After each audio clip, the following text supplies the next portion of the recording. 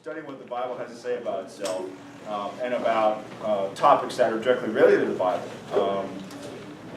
We've been looking at authority for a few weeks because eventually we're going to get to the claim that the Bible has authority over doctrine, over behavior, and also over history and science. That's actually sort of been cut out, especially in those countries that have this view of education system. It actually arose from the Renaissance with the idea of what's called a natural theology. And we'll talk about that a little bit later, where history and science can be dictated by that which isn't in Scripture. But of course that has ramifications as well.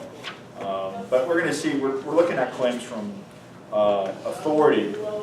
And we talked about the definition of what authority is, which is the ability to judge, demand resources, interpret, command, right, demand obedience, all of those things together. Then we looked at the evidence that authority exists, and we all saw that authority, we ourselves are under authority all day in multiple ways towards each other, sometimes voluntary, some involuntary. Then we looked at some of the attributes of authority, but the big one we wanted to look at, or the prime one, was that authority is exclusive in the sense that everyone's under a supreme authority, even if they don't recognize it.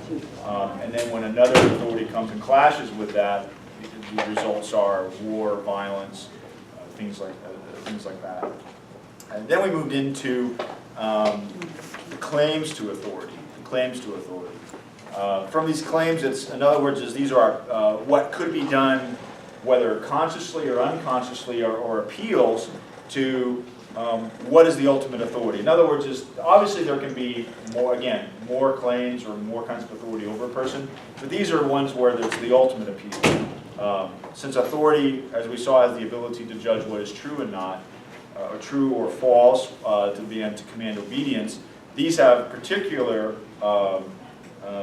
It's a particular study. We want to see how it reflects versus Scripture.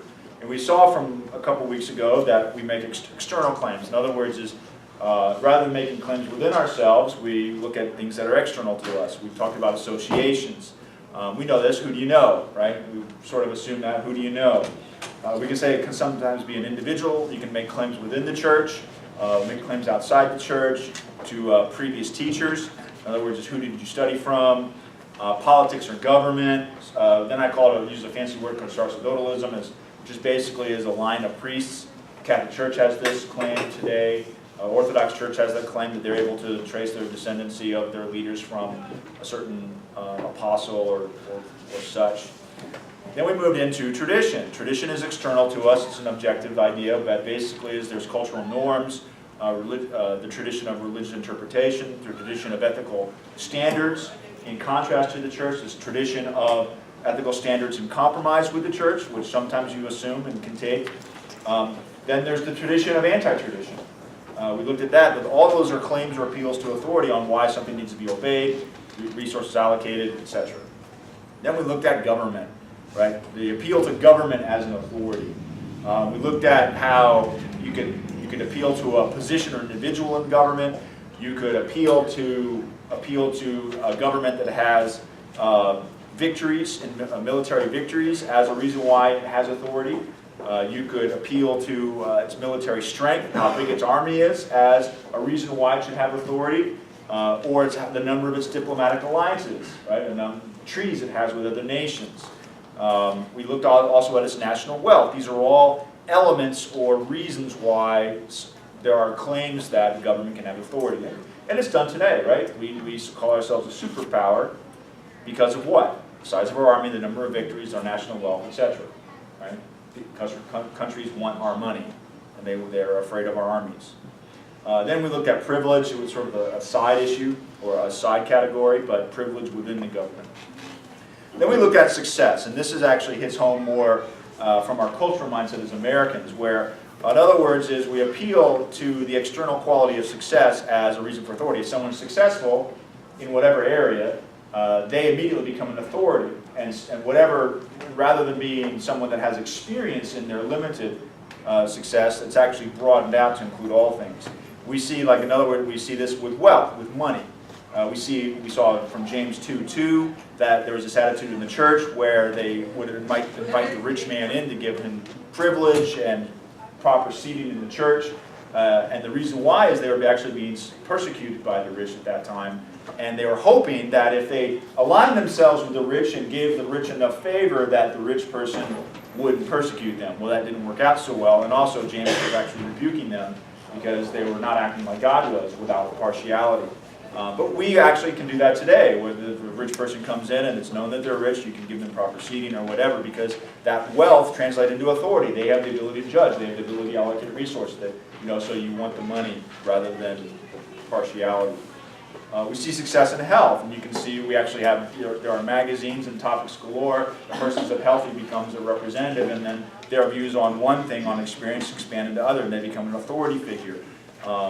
We see this in 2 Corinthians 10:1 and 2, and also verse 10, it was the super apostles, as Paul sarcastically called them, that were accusing Paul that his personal appearance was unimpressive, that his health wasn't as good as it should have been. And we actually know from the book of Galatians why actually Paul stopped in Galatia was for health reasons. He actually wanted to continue on, but he couldn't, and it was the area of Galatian churches that accepted him and took care of him, right? We actually read that kind of weakness. Whether or not you believe 2 Corinthians 12 is related about health or something else, that's not for today. But if you do take the health view, then it could be that his thorns of flesh that was constantly with him was a health issue. So we know that, we see just basically is that we also know that servants of Paul, that they're actually given prime testimony for the fact that they ministered beyond their health. So from those things, we have the attitude sometimes, or our culture has the attitude, that if a person's healthy and they become a representative, then because they have success over their body, that the person now has the ability and authority to speak on a whole range of subjects. Same thing with physical looks. We talked about 1 Samuel 9:2, where it's interesting that it's in relation to the kings of Israel, that Saul was the first king, that the scriptures actually say that he was handsome, right? And that he was taller than everyone else.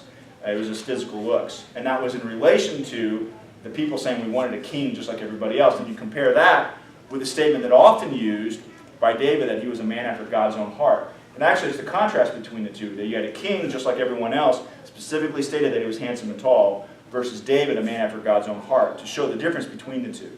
And by the way, those are the only two kings that are mentioned as far as their physical appearance or their heart. Everyone else, you just line them up. But we know this is basically as if you look good or you have a certain physical appearance, that you have a certain authority attached to it.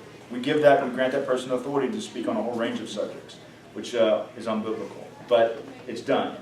Then we have status. Again, just if a person achieves some kind of status in something, this could be related to education, it could be in relation to just a position, it doesn't have to be wealth. But we do that as well. We talked about Matthew 20, verse 25.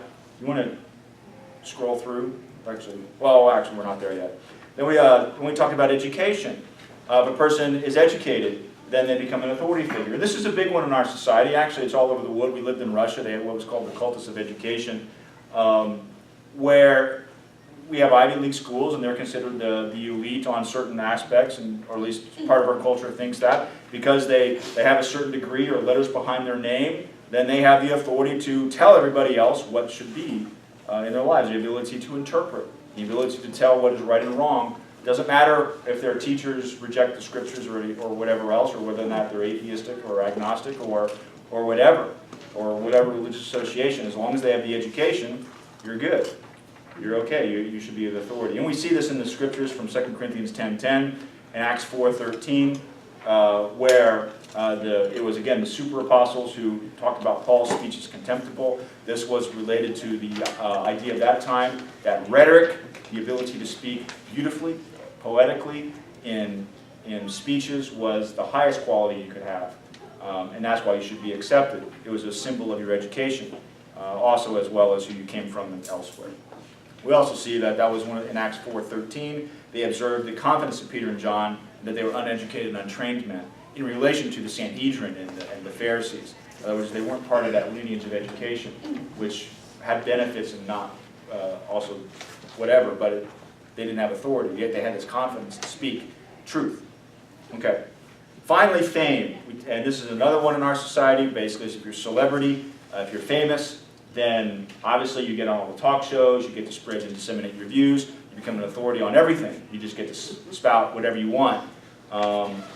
We see this actually in the scriptures. It takes a little bit to understand the verse, 2 Corinthians 11:7, where it's again the super apostles who are accusing Paul of not being an apostle, and that they should listen to them because of the amount of money they charge. And again, I explained that the amount of money they charged was in relation to how famous they were. And we have it today. It's called speaking fees. Speaking fees. The more money you could charge by speaking fees, the more you should listen. Right? Okay. Then death. We talk about death, which was the next one. Again, in this one, there's a caveat to it, but basically it's the idea that ultimate success and authority is whether or not after the leader dies, whether or not it continues. And Gamaliel's advice seemed to work, at least as far as Christianity, but they thought Jesus was dead permanently, but actually it's not the case. But if you apply that to other things, then you could say, well, the leader of Buddha is dead, but Buddhism continues. You have Islam, you have Muhammad is dead, but Islam continues. So it's actually not a correct principle. All right. Then we talk about racial and ethnic identity. In other words, is who do you descend from? You have full heredity of the Jews. Paul, for example, was able to say that he's a Hebrew of Hebrews. In other words, is that basically that means on both sides of his parentage he wasn't half Jew. It wasn't that his mother's a Jew, it's that both of his parents were Jews. He was able to descend all the way back to the tribe of Benjamin. So he has a full hereditary descendancy from Jews. And so can you make a claim based upon who you're born from in your parentage or in your lineage or genealogy? It's amazing, though, that this sort of is lost on us.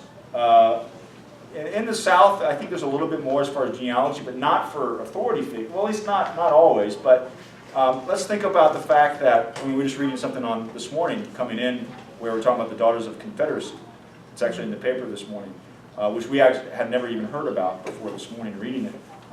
You have the Daughters of the American Revolution. You have other things, the Daughters of the Mayflower. You're able to descend as far as American. But imagine in the scriptures how often we see the warnings not to get involved in genealogies. Right? Not to get involved, not to be worried about genealogies. And that wasn't because someone just wanted to memorize the genealogies in the Old Testament. It was about because they wanted to know who they descended from, because it gave them authority in the church. Now, can that creep up every once in a while? Yeah, sure. Well, don't you know I'm descended from so-and-so who founded this church over there? Yeah, it can come up. But it's not as prevalent in our society, but it is a claim to authority. It is a claim to authority. Hey, can we stop?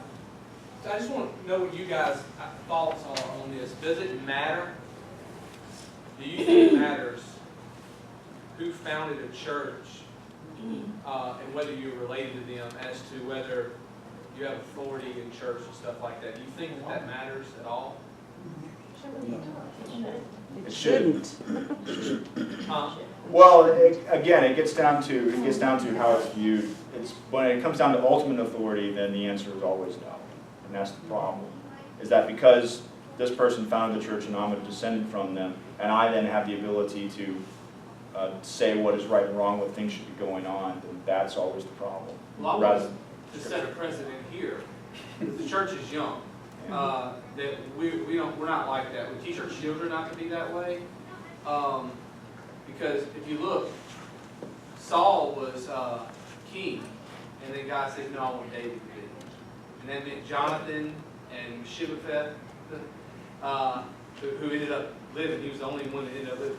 You know, they had no rights to the kingship because that's not who God chose. And so I don't want ever to be like, if we're here for 30 more years and my son comes along, and just because he's my son or my daughter or something like that, we just always make sure, y'all help us make sure it's the Lord that grants authority here, not us.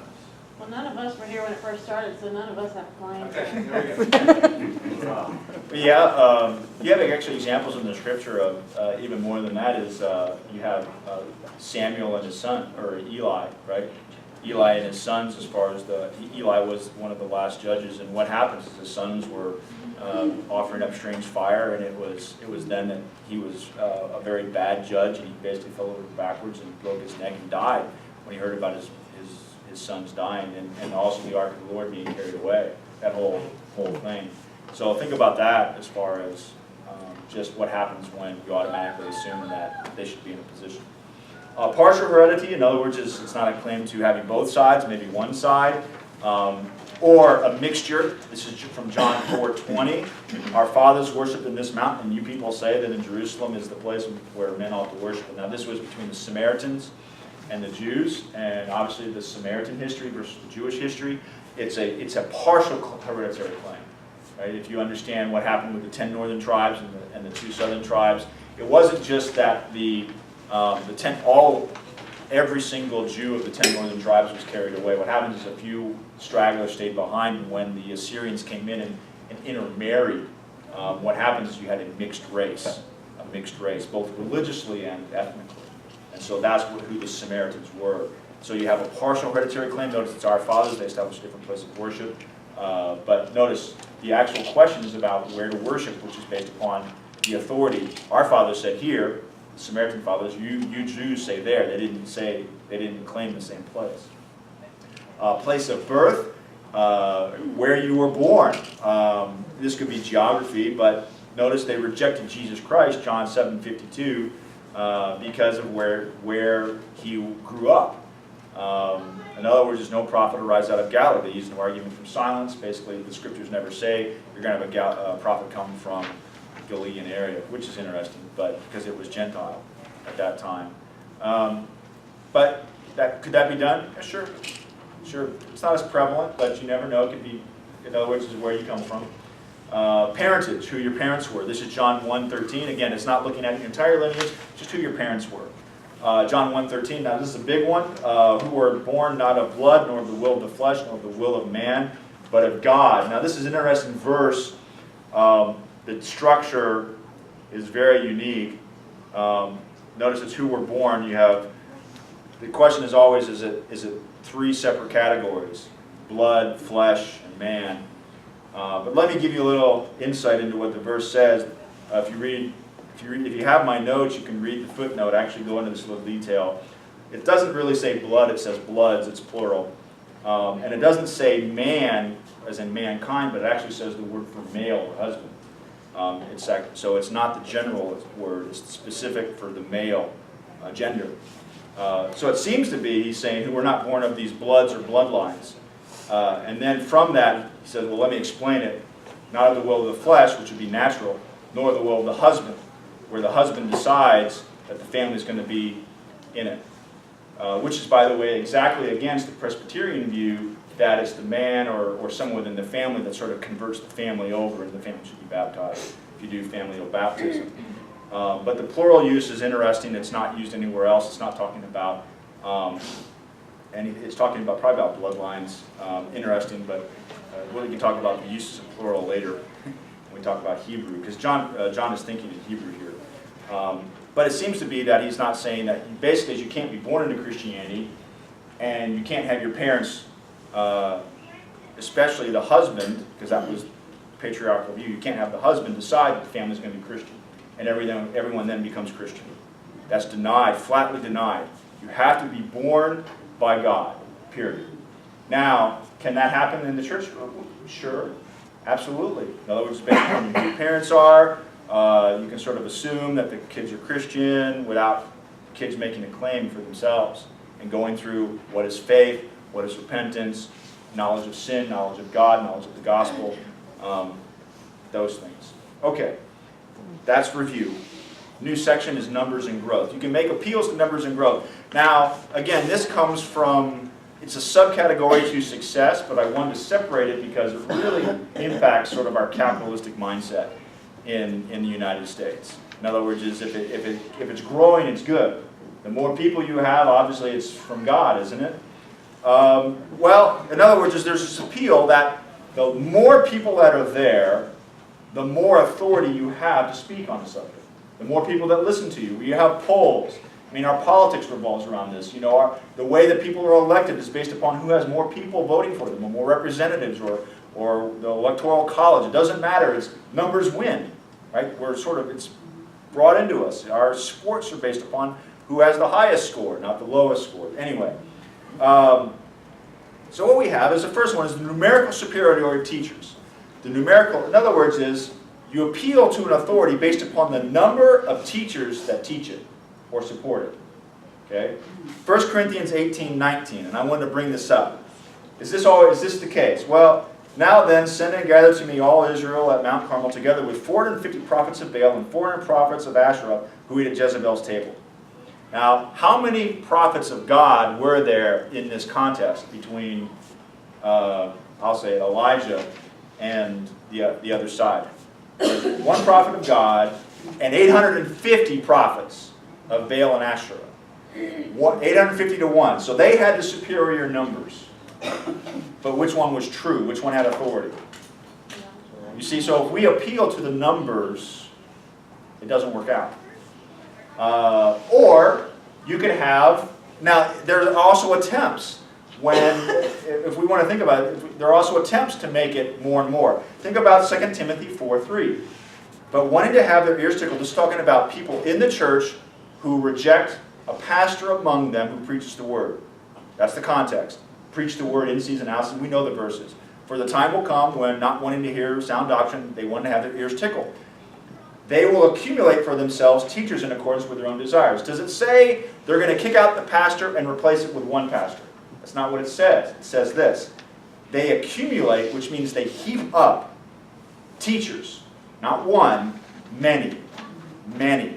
Because they want to be told from all these sources. So they basically replace one conduit of the truth with many conduits of false teaching. Because that's the only way. In other words, is it sort of justifies in their own mind that because there's so many teachers now that teach this, that I can now listen to something else.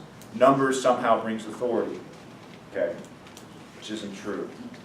How about the number of followers? So we have a number of teachers. If you have a whole lot of people teaching it, you have more authority. What about the number of followers? In other words, because, let's say, Mormonism is the fastest growing sect from the Christian Hinduistic thing. Because it's the fastest growing, does it have authority now? Or Islam, it's the fastest growing religion in the world. What do we think? Well, let's talk about John 6:10, verses 10, verses 15, and verse 36. It's an interesting day in the life of Christ. Number of superior followers. So the men sat down, and number about 5,000. We know this verse. Jesus feeds the 5,000. So Jesus, perceiving that they were intending to come and take him by force to make him king, withdrew. But he said to you that you have seen me, and yet you do not believe. Now there were 5,000 men, which then that just means the men between a certain age, which then you expand that for the women and kids and those not in the age group, and they say the crowd could be around 20,000. Then you continue through the chapter, by the way. It's interesting, there are actually 3 separations of the chapter. You have the crowd, number around 20,000, and Jesus says, you don't believe. Then you have the Jewish leaders called the Jews in John. He used the word the Jews for the Jewish leaders. And they numbered in a certain amount, and he rejects them and says, you don't believe. He turns to his followers, those that were baptized, and he says, some of you don't have the Holy Spirit, because he knew from the beginning those who did not believe, and they turned with true. So in the context, the whole chapter is an upside-down pyramid where he goes from larger to smaller to smaller. And in the end, he rejects them all, except for the 11. At each stage, he's saying, it's the Father, it's my choice, it's election, it's sovereign, it's sovereign. He doesn't go by the crowds on how many are following. So it's not the number of followers. You can have a whole lot of followers, and it doesn't mean anything. It doesn't give you authority. In Russia, they have the idea that they have a phrase in saying, together we're stronger. So if you have everyone sort of together, you're stronger. Well, it's not always the case. It doesn't make it more true or more authoritative. Here's another one. Acceptance, in other words, is numerical growth. In other words, is let's say that you have teachers teaching it, you have followers following it, but what happens if you have a view and it has to be accepted by a certain number of teachers? They don't exactly teach it, but they have to accept it. And this comes down to John 7:48. where you have the claim that Jesus' teaching isn't to be accepted because it's not successfully received by the Pharisees, right? By those that were in authority, at least so they thought. This is sort of a combination between growth and position in education. In other words, is they don't exactly believe it, but it's not being accepted as something that's valid. Again, it's sort of a numbers thing, as no one accepts it. Now, does that happen today? Well, absolutely, in education circles especially. In other words, is you have journals and publishers and those in the education system, and you come up with a different teaching. Well, they come around and they say, well, no one among this group accepts what you say. Doesn't mean that they're teaching it, just says, well, it's not for us, and they push it away. So yes, it does happen. It does happen. That's numbers growth. So it doesn't matter on the number of teachers, doesn't matter on the number of followers, doesn't matter even if what is being taught is accepted by a certain number of teachers. They don't mean they're not to teach it, just means allow it. Then you get into philosophy. Philosophy as an authoritative source.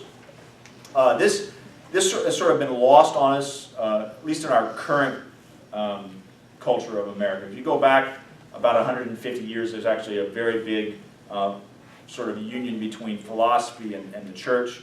And it's one of the most common appeals in the thinking of the human mind. One of the older ones is rationalism. This is answered by 1 Corinthians 3, 19 through 20. For the wisdom of this world is foolishness before God. Rationalism says is that basically if you can reason through it, or everything has to come from reason. The problem is that in a lot of times in Scripture we come across things, it's not that they're unreasonable, but our mind just sort of stops. We just either don't have the information or we can't comprehend it. For example, eternity, Trinity. The Trinity is probably one of the biggest doctrines, and most of the heresies that come or problems that arise from even trying to understand the Trinity is trying to rationalize it or use our reasoning to try to figure out how you can have God as three in one, or the nature of Christ, how he's both God and man, which gets down to the incarnation. If we were here, was it last Sunday evening, where you had a person talking about little gods, and you think about the reasoning aspect of it and the logic of it, and that heresy comes from the fact that it says, a dog begets a dog, and a cat begets a cat. Therefore, God begets a what? A god. So therefore, God created you. Therefore, you're what? Little gods. That's what the person taught. I don't know who it was on the video. Well, that's interesting because in the aspect of the Trinity, there's a doctrine called the eternal generation of the Son, or the internal spiration of the Spirit. I'm probably going way over your head, but it's is Jesus Christ eternally Son, or is he only Son when he became incarnate, when he became flesh? And so actually that doctrine relates to how the Father and the Son relate to each other and how the Father and the Spirit relate to each other, not how we relate to God. It's interesting, so they sort of misapplied it, but you can take philosophy, which is rationalism, and sort of get this problem. How about speculation? Speculation. In other words, let's just fill in the holes. And this, when you study theology, by the way, there are going to be sometimes gaps in Revelation. We're going to learn later that Revelation is limited. In other words, it's sufficient what we have, but sometimes we just don't seem to have enough information. And so what we do is we get gaps and we want to fill it in. And there's a favorite one. I'll bring it up and we'll actually go through it. Colossians 2:8. See to it that no one takes you captive through philosophy, which we've already talked about, and into deception according to the traditions of men. Now, the philosophy, it's actually talking about speculation, where you're just trying to guess what it's like. Guess. Okay, here's one. Genesis 6, and the sons of God is who? Here's one. I'm gonna open up a doctrine for you. The sons of God are angels. It's a classic one. Then you go to 2 Peter and others, and that refers back to, and 1 John, it refers back to Genesis 6, because they sinned. All right? So now we have that connection. Well, here's the speculation. Why did God bind those angels? Because they intermarried, right? And they had kids, and they populated the earth with an unredeemable race, because angels are unredeemable, because they didn't come from one race. Right? Where does that come from? Is that anywhere in Scripture? What I just said, the second part. Now the first part, there are ideas in Scripture, but the idea was that the reason why God destroyed the flood is because you had angels who sinned and abandoned their proper abode, and through their intermarriage they had a mixed race between angels, and that's the reason why, is because they could populate the earth with an unredeemable race, and angels are unredeemable, the fallen angels are unredeemable, there's no offer of grace to them, and therefore from this, then you get down that God destroyed the earth with the flood because you had a mixed race of angels and men. But we know from Genesis 6 that the reason why God destroyed the earth is because of the violence that was there. So that's speculation. Now, is that a doctrine around? Yes, it absolutely is. You can read it in textbooks. You can pick up a theology book and read it open and say this is unredeemable. And so they take true doctrines and they merge them together and they fill in the details, which we don't have. We have God destroyed the earth because of the violence. We have, if you take the angel's view, then obviously you have they left our proper abode and did something. We don't know what. We just leave it there. It says went after strange flesh. Well, we don't know what that is either. We can fill it in a little bit, but it doesn't mean that they had kids. It doesn't mean that they were trying to populate the earth. Now it's just filling in the details to make a nice, tight system because it all makes sense. Now, it doesn't make sense. So speculation, though, because that becomes an authority. That then gets elevated to the whatever, and you can continue. Mysticism. Mysticism, in other words, is going out and using divination. Deuteronomy 18:10. There shall not be found among you anyone who makes his son or his daughter pass through the fire. Interesting. One who uses divination, one who practices witchcraft, or one who interprets omens, or a sorcerer, or one who casts a spell, or a medium, or a spiritist, or one who calls up the dead. It is forbidden within Israel. Now, interesting in this area, it's a little bit more with the history of voodooism and other some spiritism. But a lot of times we can get things, it's like we just look for signs in life and sort of use it as our guide. But rather than thinking about providence, which we'll talk about later, what providence is under God. How about religion, philosophical religion? Interesting. Here's a little quote, or here's a little idea. Did you know that religion, or multiple religions, is the evidence of God's wrath upon people?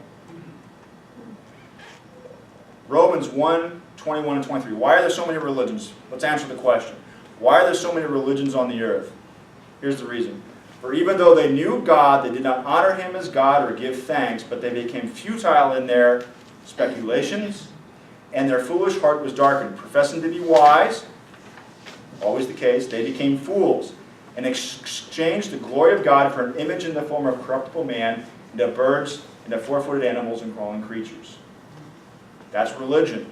Now it's idolatrous, but it doesn't make it, it's the same thing. It's amazing. Now this is a quote from a famous atheist.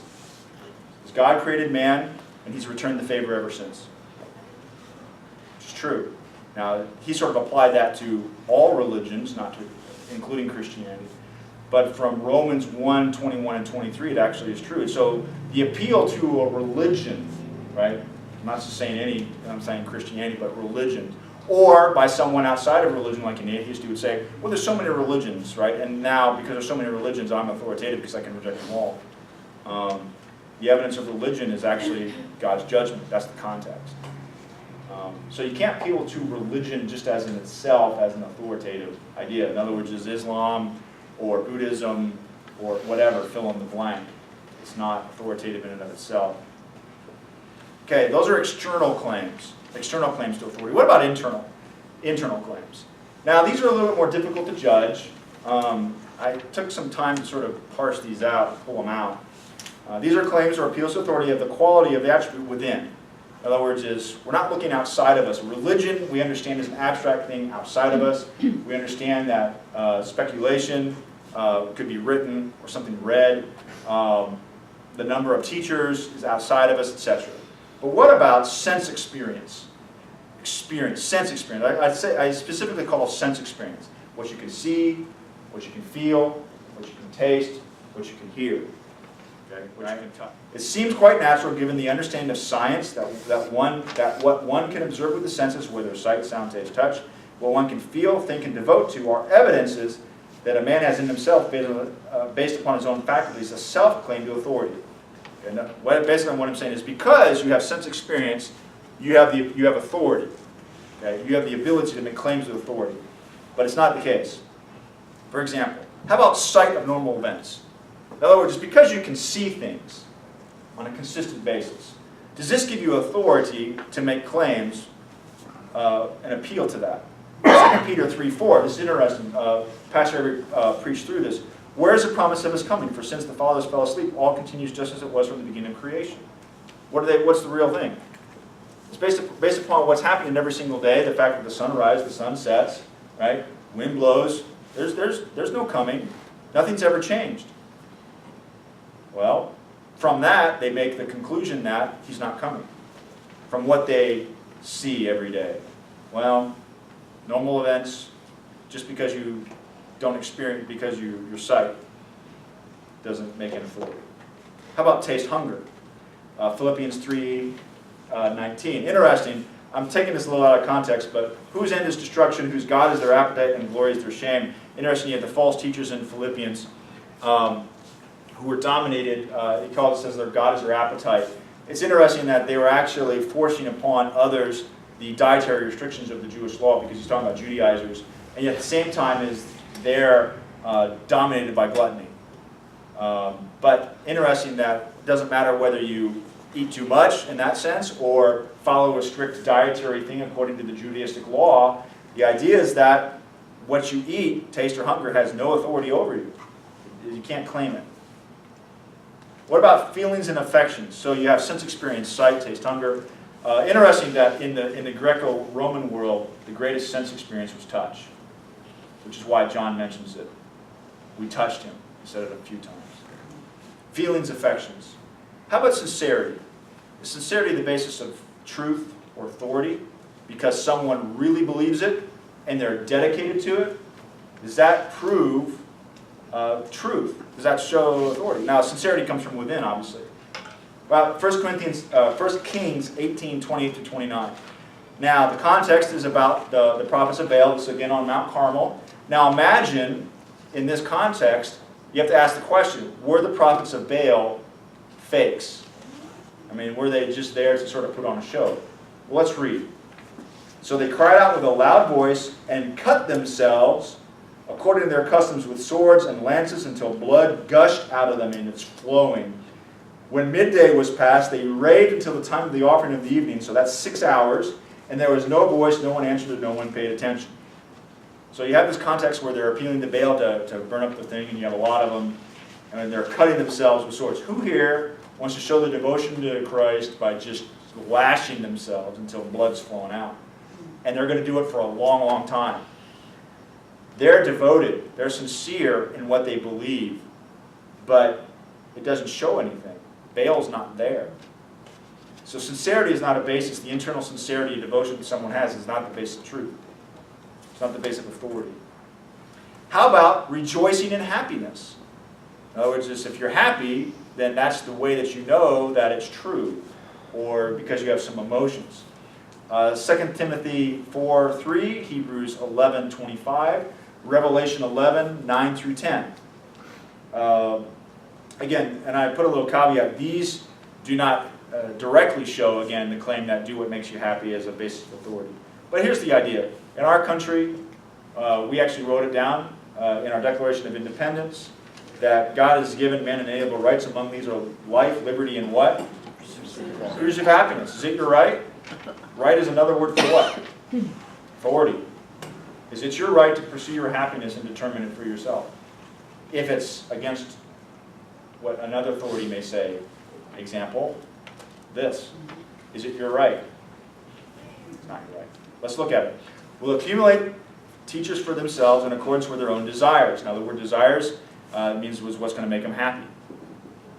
Let's kick the pastor out because he doesn't make me happy. Let's bring in other teachers who tell me exactly what I want to hear so that I'll be happy. That's the pursuit of happiness. Well, it's not, and they'll use it as their basis of authority. In other words, it's their desires within that becomes their basis of authority, not the truth that the man of God in the context would be preaching. How about this? Hebrews 11:25, the famous choose rather passage about Moses. Choosing rather to endure ill treatment with the people of God than to enjoy the passing pleasures of sin for a time. In other words, Moses chose to identify with Israel rather than to stay in Pharaoh's house and enjoy the pleasures that come with it, which would be an internal appeal to happiness. He would have been very happy as Pharaoh. He was very happy as Pharaoh's son, as far as being able to enjoy. But notice, it doesn't even say sin doesn't have pleasure. It says sin has pleasure, but it defines it. It's passing away. It's passing away. How about Revelation 11, 9 and 10? These from the peoples and tribes and tongues and nations will look at their dead bodies. These are about the two prophets that are to come, the two witnesses, for 3.5 days, and will not permit their dead bodies to be laid in tomb. And those who dwell on the earth will rejoice over them and celebrate, because these two prophets tormented those who dwell on the earth. It's interesting. This is about a time when, in the tribulation, we're getting a little ahead of ourselves with eschatology. I'm going to sort of review my own theology. If you disagree, that's fine. But basically, you have these two prophets, and they're going to come, and they're finally going to be overcome. Their bodies are going to be laid in the streets, which is just a disgrace. And for 3.5 days, people are going to party. It's a big party because they're dead. So they're happy that they're dead. Well, think about it. Their happiness shows their authority. Okay. What about volition and devotion? So we talked about sincerity. We talked about happiness. What about another external? So it's not feelings or affections, because volition is the purpose of the will. In other words, it's not exactly sense experience. It's not what you see. It's not what you taste. It's not what you touch. It's not a feeling. In other words, it's not a desire. But it's when you set your mind to something. In other words, even in the sense when your senses may go against it, or sometimes you don't feel like it, I'm just going to do it. Just going to do it. Sort of that attitude. How about this? In the scriptures, it's called zeal. Zeal. How about zeal in expanding religious influence as a claim to authority? Matthew 23:15. Woe to you, scribes and Pharisees, hypocrites, because you travel around on sea and land to make one proselyte. When he becomes one, you make him twice as much a son of hell as yourselves. Did the Pharisees have zeal at expanding Judaism? They did. They did. Notice, they travel around on sea and land to make one proselyte. That's not easy. That's the whole point. He's just making a point. They are committed to expanding Judaism. One proselyte means one convert. But what was the problem? What was the context of the content of their doctrine? When they get him to convert, they make him twice as much a son of hell as they are. It doesn't matter what the volition is. It comes down to other truth. So you can't say, I'm zealous to get one convert. Yes? I just want to say, I just think about that for a second. And especially in regards to what Jesus says in John 8 about those people being sons of the devil. I mean, think about just how Jesus is so upfront in saying, you have a religion, Judaism, which is supposedly been handed down from Moses, right? And he says that through this church, or synagogue, or religion, whatever you want to call it, man, you're making people sons of hell. So we just think about that today. I mean, do we have to be so sensitive, I guess, to other religions out there, as if to say, you know, you're doing a pretty good job, you know, Mormons. No, they're sending people to hell. Like, if Jesus would say that about Judaism, right? Where they read from the Old Testament every week, daily, the words, the laws of God, and they're making sons of hell. I just think we just need to think more along the lines of truth is so important, because when it's not truth, it leads people astray. And where they are led astray? It's not that they're taken advantage of. It's not that you get money out of people. It's that people go to hell, and that's the problem. And that's what we don't want to see happen. Yeah, the Mormon church is actually, if you look at a lot of the quality, the Mormon sect, if you look at it, a lot of the qualities that we would want in a Christian church, they have. Family structure, zeal for, if I dare call it, evangelism, missions, giving, tithe. They all tithe, right? They all give money. All those things, and yet none of that, you apply it as none of that makes them saved, because it's not the correct Jesus. Anyway, by the way, the Mormons and Jehovah's Witnesses were in Russia way before any evangelical was. They were there ready, speaking Russian before anyone else was. The problem was because they got there first when the evangelicals came in after. It was all just money. It was like, oh, this is the West, and that's why Russia's closing. It's just the West, and we don't need it. speaking about zeal, maybe giving the appearance of authority, I had someone about a year ago come to me about the fact that the Jehovah's Witness church in our area is so dedicated to going door to door, even though they didn't really understand that that was a part of what they have to do that, and just how come, it just because they were so zealous for their church, it seemed like they were more dedicated than we were as a church, so what they're doing must be right. Like, they were questioning that because they seemed so dedicated that, well, they have to be right if they're so dedicated to it, and in that case, it wasn't the truth. Right. Yeah, it's just, it's more of that's why this whole thing on authority is so important. Because it's about where do we get our authority from, not how do we live and whatever. Yeah, they should, we should take it as a knock against us that we're not zealous for the real thing when we should be. And sometimes I feel like we take the grace of God for granted. He's so gracious to us, I can just do whatever I want to do. But is that the true attitude of the believer? One more thing.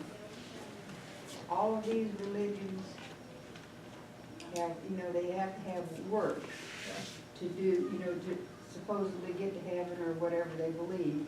But we know that it's not the works, it's Jesus that saves us. Yeah. And that causes the work. Yeah. Yeah. We work not in order to be saved, but because we have Him. That's right. Volition, devotion, there's also zeal in defeating competing religious influence. Well, isn't that a good idea, to sort of defeat those that oppose? Well, maybe not. Philippians 3:6, Paul, in talking about his qualifications, in other words, in relation to the false teachers in Philippi, as to zeal, a persecutor of the church. Because at the time, the church was, in his view, as a young Jew and moving up in Jewish influence, the church was an abomination. And he had to destroy it. And he had got the letters of approval. And he was a persecutor, right? And he notices, as to zeal. When he looks at zeal, it's his devotion, Paul's will, was set on destroying the church. Well, it doesn't prove anything. You can say that between Islam and Christianity if you go back in its history, in its devotion to wiping each other out. It doesn't mean anything. How about a zeal for God? Zeal for God generally. Romans 10:2. Now this is speaking about the nation of Israel. For I testify about them that they have a zeal for God, but not in accordance with knowledge. Interesting. So just being zealous for God, I'm going to have a will towards God. Now again, I just pull that out, but it's sort of the same idea. In other words, is appealing to the will, which manifests itself in zeal, doesn't show authority. How about wisdom and common sense? Wisdom / common sense. Now I put in common sense as sort of a subcategory, but keep it in there. How about rational thought? Just being able to, sort of think of things. Proverbs 26:12. Do you see a man wise in his own eyes? There is more hope for a fool than for him. In other words, his wisdom is sort of internal. I'm claiming that I have wisdom within myself, from my life experience, from the accumulation of things that I've done. And that makes me wise. I can make and judge things for myself. There's more hope for a fool than for him. Okay, rational thought. How about intellectual acumen? Intellectual, in other words, just because we're able to have a whole lot of facts and stuff stuffed in the head. Romans 12:16. Be of the same mind towards one another. Do not be haughty in mind, but associate with the lowly. Which he then says, do not be wise in your own estimation. Notice, do not be haughty in mind. It means prideful in your mind. Be of the same mind towards one another.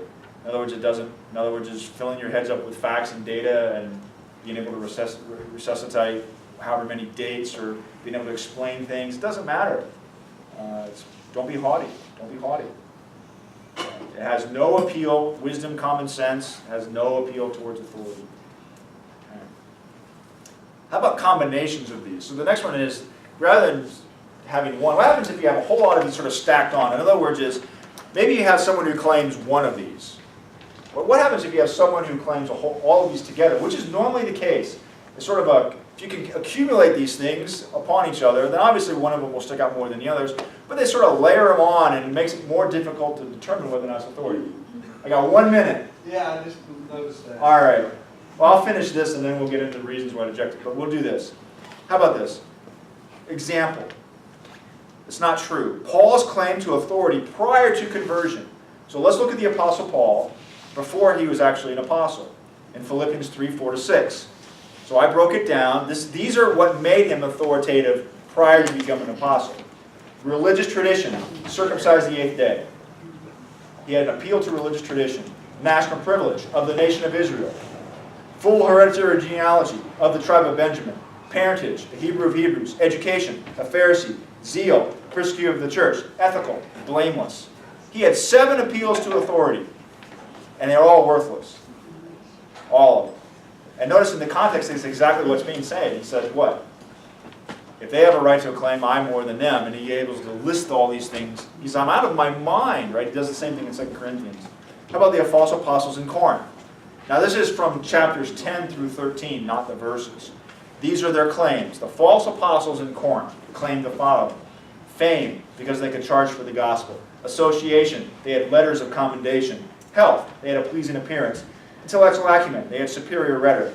Hereditary privilege, they're also the Hebrews. They're also from the nation of Israel.